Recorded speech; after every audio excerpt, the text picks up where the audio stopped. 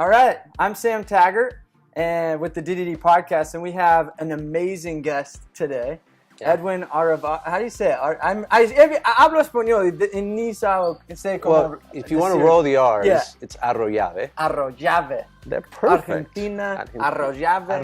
Arroyave. There we go. Okay. My wife says Arroyave. She's just straight Blanco. Straight Blanco. Just straight Gringa. Straight Gringa.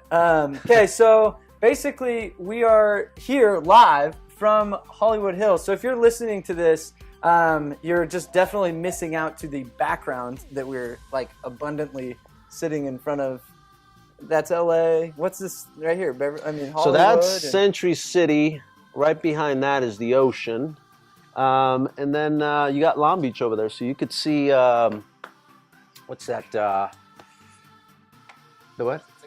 No, not Signal Hill, but the Hollywood No, sign? the island. Oh, Catalina. Catalina. Yeah, so you can see Catalina from here. Wow. So today is a clear day, so you can see it over there. You see that? That is beautiful.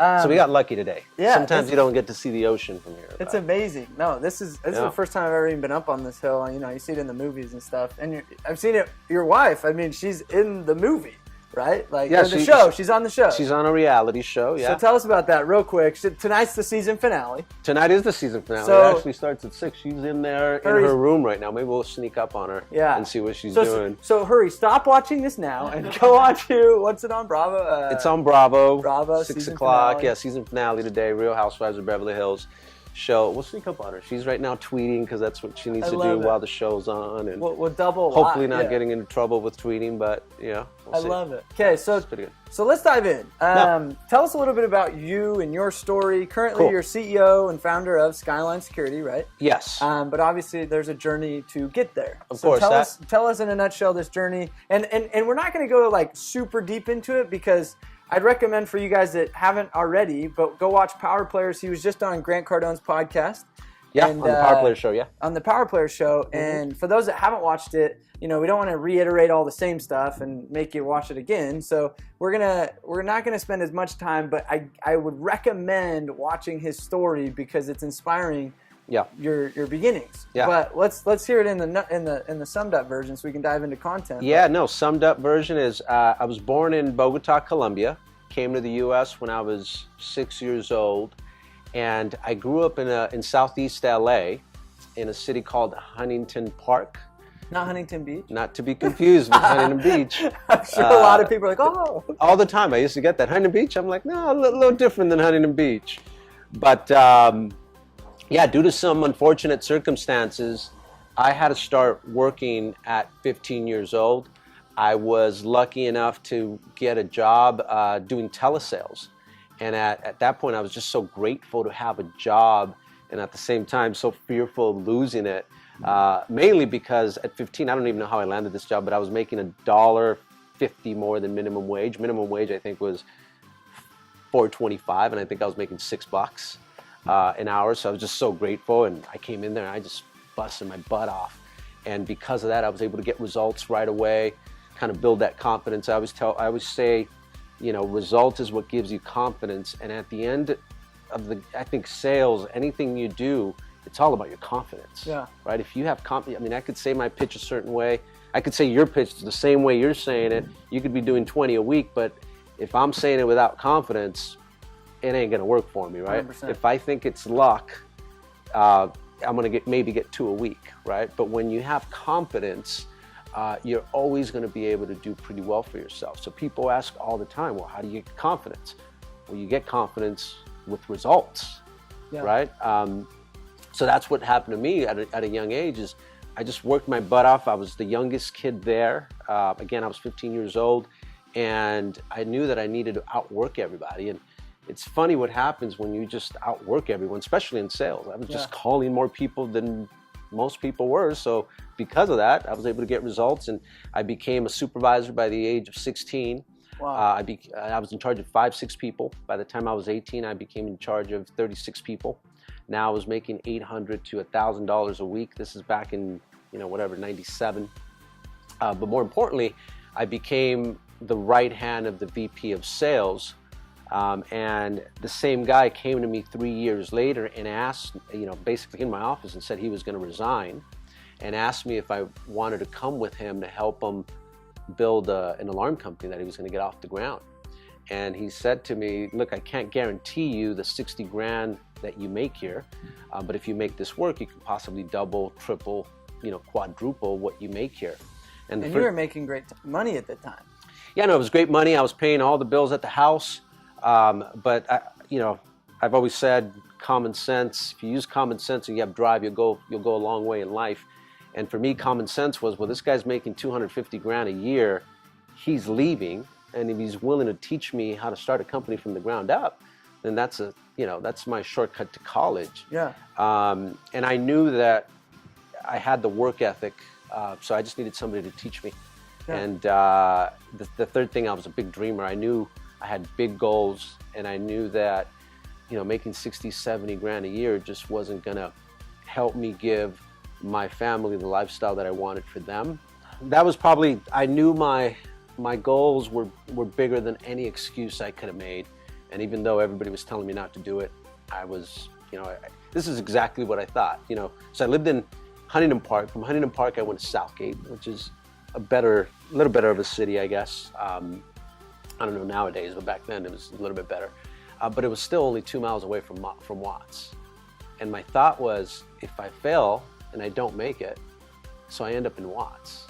The difference between Southgate and Watts is 2 miles. It's not really gonna, ruin my life, basically. But if I make it, then I end up where I've always wanted to end up. I get to buy my mom her dream house and all these things. And for me, it was worth the risk. So then I jumped, I had to get out of my comfort zone, leave a job that was paying me 60 grand a year, to then do door-to-door sales. And that thing was scary. I can tell you, I'm not a guy that can just strike up a conversation with people, especially back then. I was very timid. But I knew that was my only way out. At 21, if you want to make that type of money, and I wanted to make 100 grand at 21. I didn't want to make it 5 years later. I wanted to make it at 21. I wanted to make 100 grand. And unless you're in the entertainment industry, the only thing that could make you 100 grand a year is sales. So I knew that I needed to do that. And of course, I started going door to door. And of course, I sucked. Yeah, I was going to say, good, bad, ugly? Bad. Okay. I went 10 days without getting a sale. And I think a lot of that was because I came in a little arrogant. I'd done so well at my previous job, selling long distance over the phone, that when I started knocking, I thought I could just wing it. Well, when you wing something, especially for me, I've always said ignorance gives you fear. So when I was walking up to the doors, people could see how scared I was because I didn't know my stuff. I literally did not know what was going to come out of my mouth. I was just winging it. And because they saw fear, they ate me alive. I mean, they just slammed the door on me. What's interesting, we're primal. You know what I mean? It's like we sense, just like a dog would sense you're scared, people can sense that. Yeah, exactly. And I always give the analogy of in sports, right? If somebody looks like they can't dribble the ball, you're going to come and you're going to steal that ball away from them, right? Same thing with football. If it looks like that quarterback's scared, you're going to blitz the hell out of them. Yeah. And it's the same thing happened in sales. So I got my butt handed to me for those 10 days. And the reason I stayed doing it was because my brother-in-law at the time was doing 2 sales a day. And I just thought, if he's doing it, there's no way I can't do it. I mean, I was just as good as him at the phone company. And then I realized that I just never took the time to learn my material. Once I realized that, I went home that weekend and I basically drilled my pitch the entire day, 8 hours. I think I did that on Saturday. Sunday, I drilled all my rebuttals. I call them objection handlings. Yeah. And because of that, I knew them. Like, it didn't matter where you interrupted me. I knew it like the palm of my hand, right? It was, so on Monday, I came back with so much confidence because I knew what I was going to talk about. Like, when the objection was coming, I was already answering it. Boom. Yeah.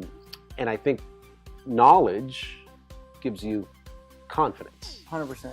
So it was just a different guy at the door. And then I was able to get 5 deals in one day. And then I couldn't sleep that night because I just thought, man, imagine if I can do this every day.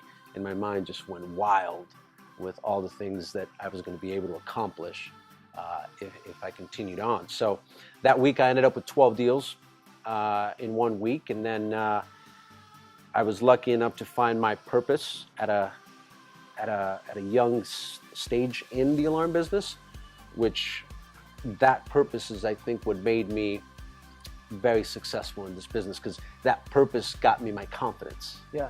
Right. So those that are watching or listening, this is kind of where I wanted it to segue to is let's talk on that. Like, so when somebody doesn't have this purpose, and we're going to dive into what your purpose was here in a second, but let's kind of rewind for a second. Yeah. Is a lot of people are going out there right now with no purpose. Like, think about it. My buddy told me to come sell. He said I could make a ton of money.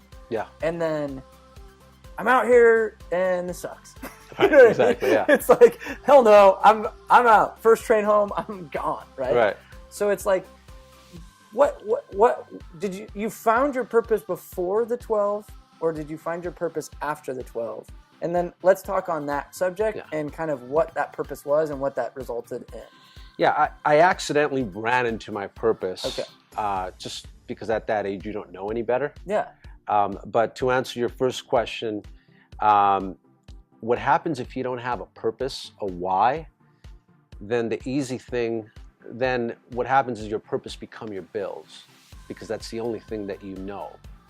Well, unfortunately, if your bills are renting a room at somebody's house, paying $400 a month, then you're only going to work hard enough to do that, right? So what happens is if this business gives you the opportunity to make 1,000 to 10,000, whatever a week, and that day, that 99, I got 12 deals. I was getting paid $300 a deal, so I made about $3,600 that week. That basically would have paid my bills almost for an entire month. If I didn't have a purpose, that next week I probably would have gone back to 2-3 deals, because my urgency wouldn't have been there. Part of selling 12 a week, 15, 20 a week is you need urgency, right? So that urgency needs to be there. And again, if you don't have anything to work for, right? And again, it's not that you're working for money, but that money is going to get you something. So for me, my purpose, that money was going to buy my mom her house, and it was her dream house. And it was something that as a kid, that's all I heard is, I wish I could have my own house. And it's something that I promised her I was going to give her. It was something that when I got my 12 deals that week, I picked her up, took her to look at the house, and I said, Mom, this house is going to be yours.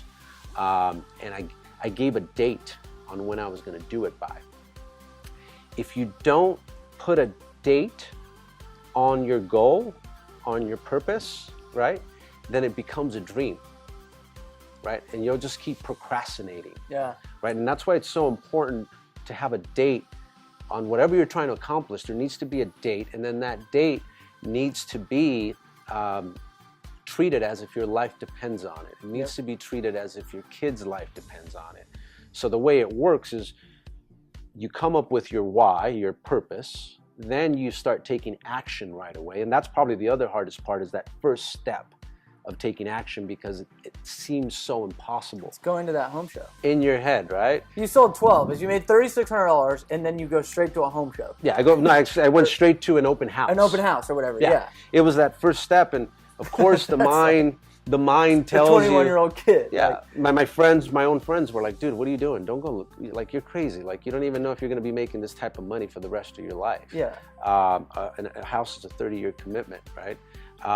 Your own mind starts telling you, man, if I go to an open house, are they going to laugh at me? Am I going to look stupid? Yeah. All these things on why you can't do it. But I had already sold myself that I was worth $100,000 a year. So it didn't matter to me, because no matter what I did, I was going to do sales, and no matter what product it was, I felt I was worth $100,000 a year. So that's where it starts. If you're worth $100,000 a year, then you're going to make $100,000 a year.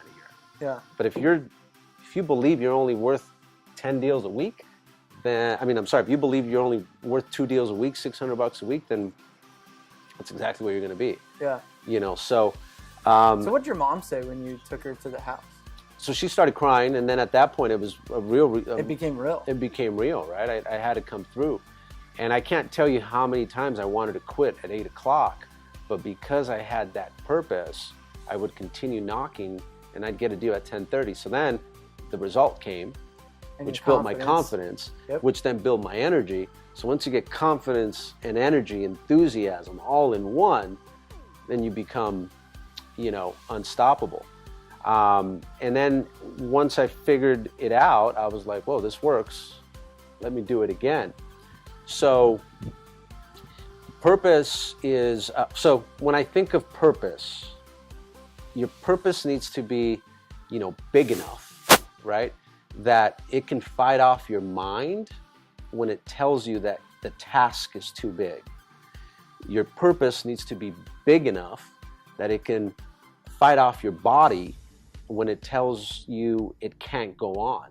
So when it's 10 o'clock at night and your body's like, oh, I've been knocking since 9, your purpose needs to be strong enough that, again, it fights off your body, that, it fights off the body when it tells you can't go on.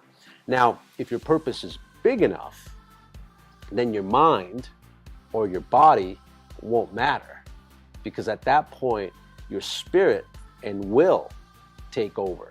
And once the spirit and will take over, it tells your mind and body that it can go on, and then your body follows along. Love that. Right? So with me at 8 o'clock, 9 o'clock, when my body was telling me, man, you're tired, man, you can't do this, you're blah, blah, blah, you're never gonna do this, my purpose for my mom was so big that will just took over, that spirit took over.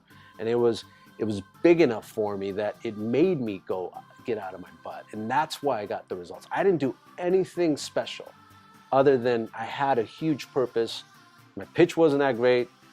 I'm not a witty person. I'm normally 30-second delay. Some people can just, you tell them something, boom, they got something right, coming back real quick. Yeah. That was never me.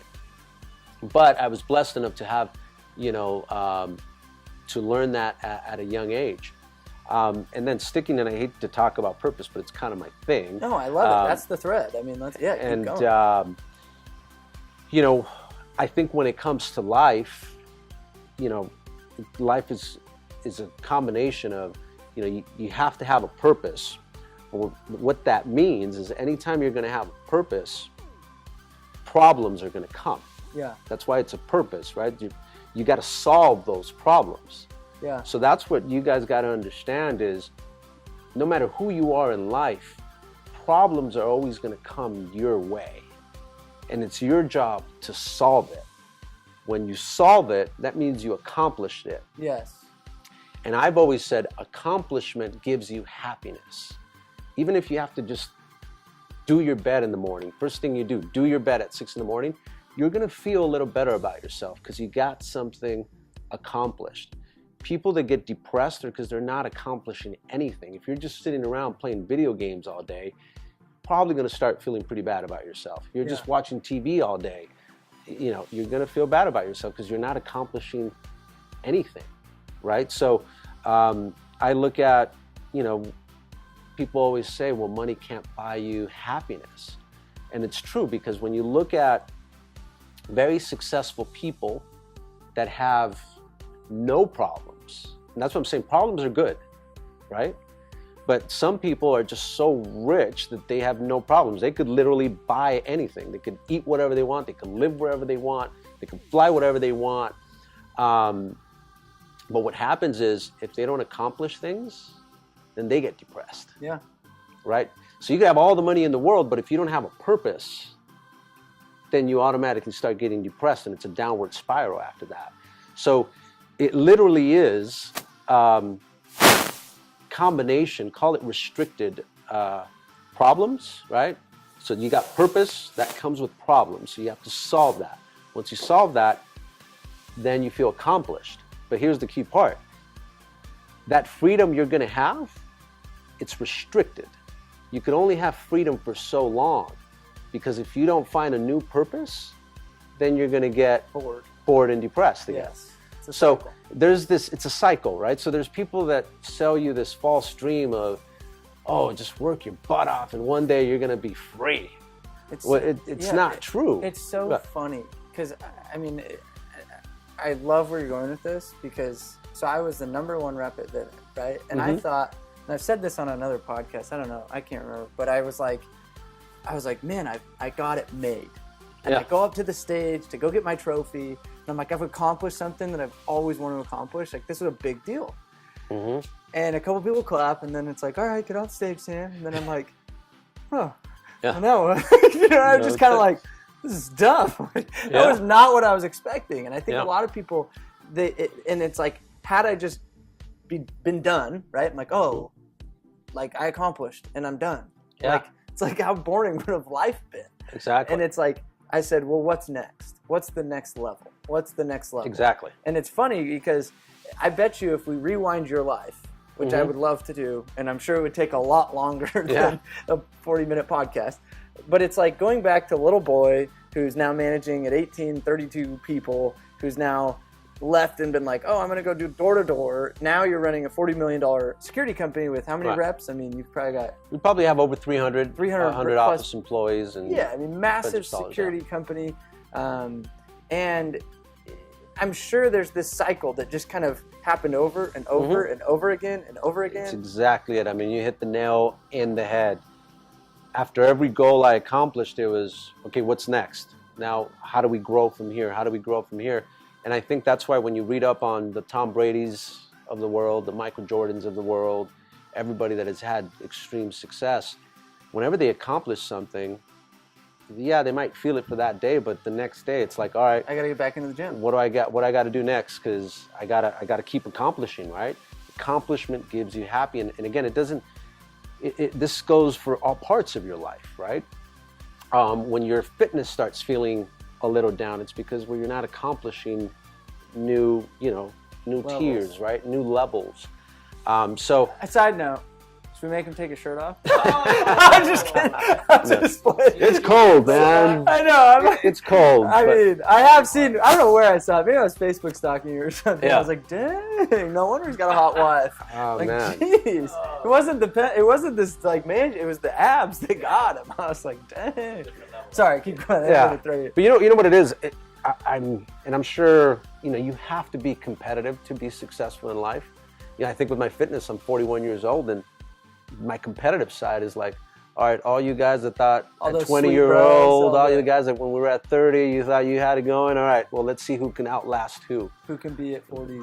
Who can be at the 40s, because that's when it's the hardest time to do it, right? Yeah. And I think of, in business the same way, right? That's why I'm a big Tom Brady fan, because that guy has just outlasted people, right? And he's on top of his game even at 40. Kobe Bryant, same thing. Yeah. And again, there are little things that just, for competitive guys, you look for an edge, right? You want to find, what's that little thing that could make you competitive. I mean, that can make you raise the bar. And I think that segues us into the last kind of piece that we wanted to jam on, which is, what do you do in that time of adversity? How do you face problems? How do you face failure, right? So, like, here's the biggest thing, right? Like, oh, I'm seeking accomplishment. But it's like, at the end of the day, you don't get your goals when you thought you were going to get them, how you thought you were going to get them, pivot here, slapped here, fall off the horse here, right? I mean, it's not as pretty as we'd all like want to graph this and map this out to be, I'm assuming, right? So when you're dealing with the struggles and the pains and the... Although I can tell you, if you manage by statistics, right, and you're keeping track of, I don't have it with me, but I used to, like, you should know how much money you're making every week. If you're trying to make $100,000, $200,000 a year, and it's April 17th, and your payday's coming up, by that day you should already know how much money you've made so far. Because we're writing the paychecks. Right? By the first quarter, you should already know. If you're trying to make $200,000, well, you should have $50,000 made already. Yeah. And if you haven't, you should know about it, so then you can catch up in the second quarter. But most guys, if you ask them how much money have you made all year, they have no clue, and if you have no clue, well, then how are you going to make it? So again, stats, for me, when I was on the doors, I used to literally take stats on how many doors it took me to knock, how many presentations it took, and that would equal a deal. And numbers don't lie. Just the same way if you're a free throw shooter, right? If you're a free throw shooter and you're 90%, well, you're going to hit 90%. Well, so when you keep stats, then you can't, you don't get discouraged, because like for instance, at 7 o'clock, if I knew I only had 2 presentations all day, well, even if I was the best sales rep in the company with 2 presentations, I probably wasn't going to get a deal. At least in our company, and back then when I did it, 4 presentations, I got a deal. And that was kind of the best guys I always kind of saw do that.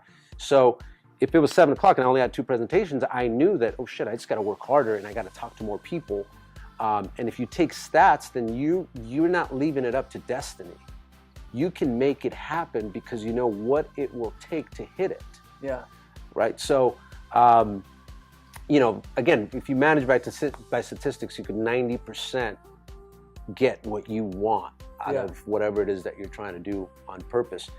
But yeah, as far as failure is concerned, my I think biggest secret, or my biggest reasons for, I think, success is I take responsibility for every bad thing that happens to me, no matter how bad it is. No matter, I was telling you earlier, I just bought a brand new Tesla about a year and a half ago. It just came out as the Model X 2016 P90, spent quite a bit of money. And literally I had it for 2 months. I'm at a red light. These 2 cars lose control and just slam into me and pretty much total the car, right? And I had to go like 5 months without the car. And I could have easily been pissed off at those guys, but I took responsibility for it. And it was easy for me to take responsibility because earlier that day, I was just hanging around the house, lagging the day off. And I left at 10 when I should have left at 8. My wife was on me that day, like, you need to hurry up, you need to hurry up. And I was just like, it's one of those days. And if I wouldn't have lagged it, I wouldn't have been there at 10 a.m. I wouldn't have got crashed.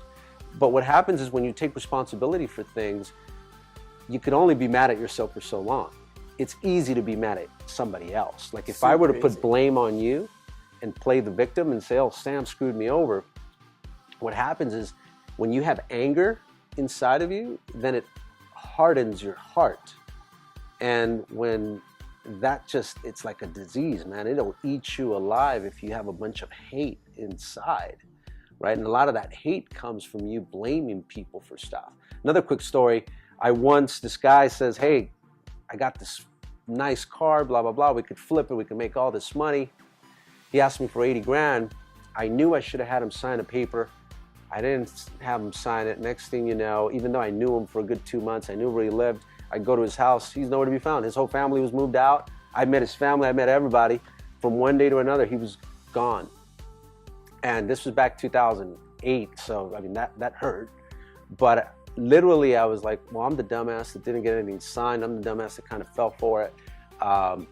It's my fault. So literally the next day, I was knocking doors and I was happy. Because again, you can't be mad at yourself when you take responsibility for things. Yeah. And then that anger won't eat you up. Because I'm telling you, the anger is what eats people up. It makes people, it makes people sad. It eats them alive. And I think it's so common. It really is so common to see people in this industry play the victim. Mm-hmm. I mean, it's like, oh, this neighborhood. Oh, this manager didn't train me. Oh, this, guy canceled. And then they hold this canceled deal for 2 weeks, and they're like, that tech messed it up. The freaking technician or whatever, right? And and it's like, great, just move on. I think people just need to take things for what is and just not hold on. I would 100%. You got to know that, I call it when stuff like that happens, because I don't care who you work for, tech's going to screw up your deal. Yeah. Right? It's going to happen once in a while. And what I tell people is you can't live check to check, right? If you want to survive, you have to have abundance, right? That's the only way you survive. If you're living check to check, crap's going to happen to you. So a perfect analogy for that is someone that's building a bridge that's going to hold 10,000 people has to probably build it to hold 50,000 people. The reason he has to do that is because he's got to factor in the weather, he's got to factor in, materials maybe deteriorating over time, blah, blah, blah.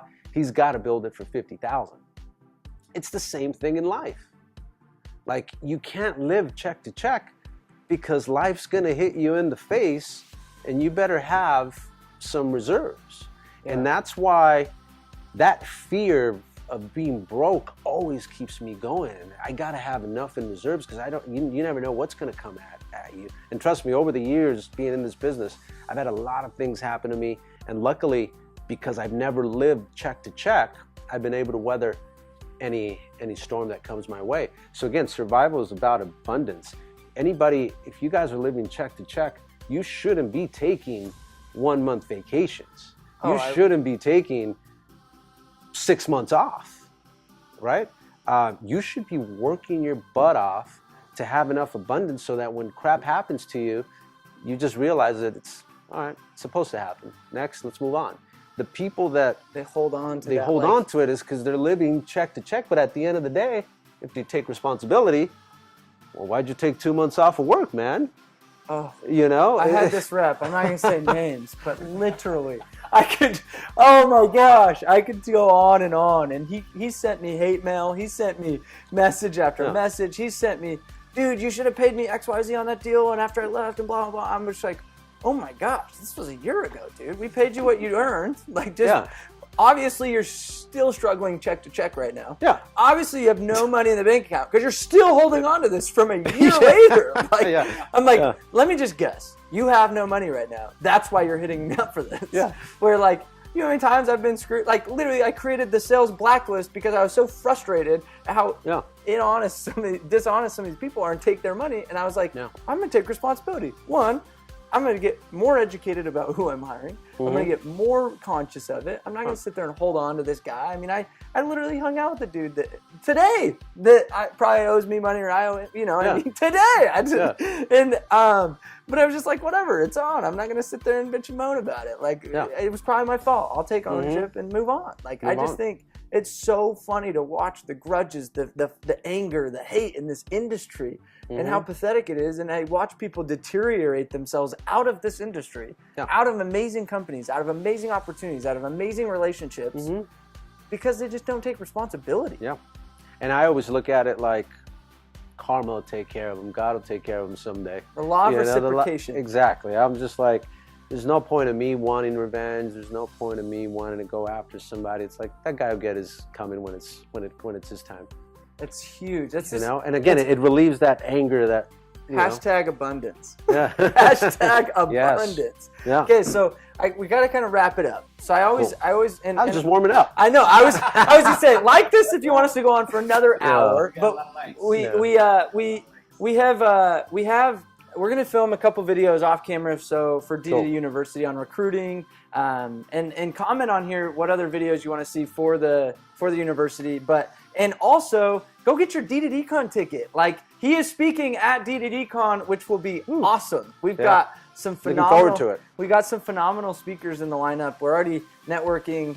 I don't want to pre-say D2D 2019 until it's like official, but we did just land Brian Tracy. Commit. I know. I'm like, commit and figure it out later. I know. I have a couple good people in the pipeline. We'll see what the connections will get us. But anyway, so we've got the last question I always ask people on the podcast, which is fun, is if you had to give the door-to-door industry as a whole, you can pick kind of leadership or you could pick more reps, one piece of advice. If you said, okay, after my 20 years of running my own company and getting my face kicked in, knocking on 1,000 millions of doors, like whatever it is, running through thousands of reps, bad, good, ugly, one piece of advice, what would it be? So there's two parts of it, right? If obviously, one piece. No, I'm just kidding. You can give it 2 parts. Well, obviously you got to think big, right? Like I said earlier, if you want to be just as big as Sam, if you want to be the #1 rep at Skyline, right? Well, you better believe that you're going to do it, right? Yeah. But then you have to sell yourself on why that's going to happen. So you need to know your pitch that well. So if you're lucky enough to have a mentor that's willing to teach you, and I assume there's a lot of guys out there that are doing 20 to 30 a week that are open to teaching a guy, you got to realize if he's doing 20 a week, 30 a week, you want to stand like him. You want to say every word he is saying on the door verbatim. That means word for word. The tone, the tone, the hand gestures, this whole the thing, pen clicks, this whole thing of, oh, everybody's got their own personality, everybody's got their own style is a bunch of BS. Oh my God. Right? Because just think about this it's logically. So true. I think about this logically, right? Copy paste. It's all about confidence. So if Sam, what's your best week? 29. Wow. My best week was 12.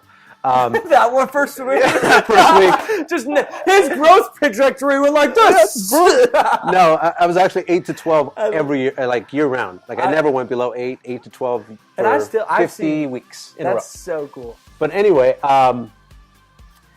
if I want to do 29 deals, right? Want to learn it word for word, verbatim. That's what that means, word for word. And that's why I think people have a problem duplicating is because they've fallen for this whole, oh, everybody's got their own personality, their own way of doing it. Well, again, if you think about it logically, confidence-wise, and if I'm trying to sell myself on I'm the next Sam, I'm the best rep at Vivint, whoever you're working for, right? And I know your pitch word for word. I'm standing like you. I'm saying everything like you are doing it. My confidence when I go through the door is already going to skyrocket. Yeah. Because I'm basically doing everything you're doing, and there's no way that I'm not going to hit because I'm doing everything you're doing. But again, in order to do that, you have to, so learn your pitch, your objection handlings from your mentor verbatim. Once you have that, you internalize it.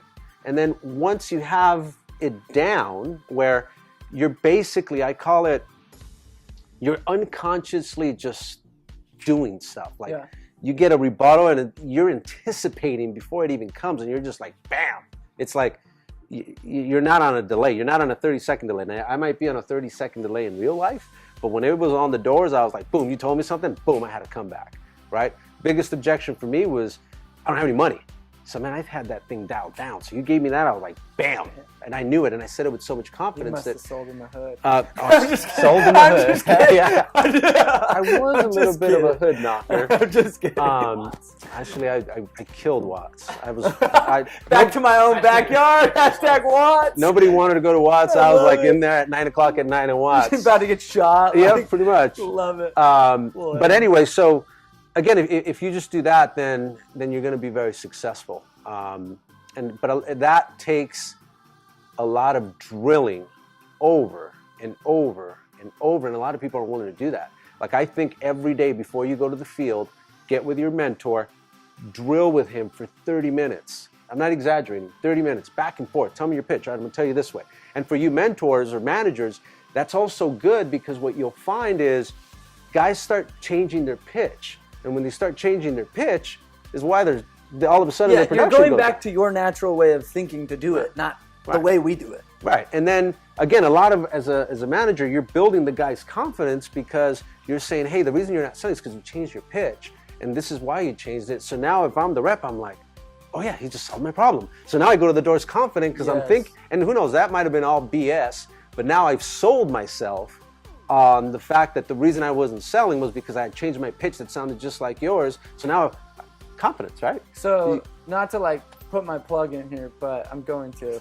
So in DDDU, one of the new features in the platform is the ability for a manager, and I'm saying this, you don't have to use DDDU to do this, but there's a feature where guys go film their pitch, like have their phone, record it, whatever, they upload it, they contribute is the button on the app, and it basically uploads. They then have peer review comments and stuff like that, and it's able to say, dude, you totally deviated from what we've been practicing in the meeting. Yep. And it's like going back to being able to hold them to a high, like this is what you need to be saying. It works. It's an A plus B equals C formula. It's that simple. And another plug on that, which I think is super important, is when you're doing that mentor 30-minute going back and forth.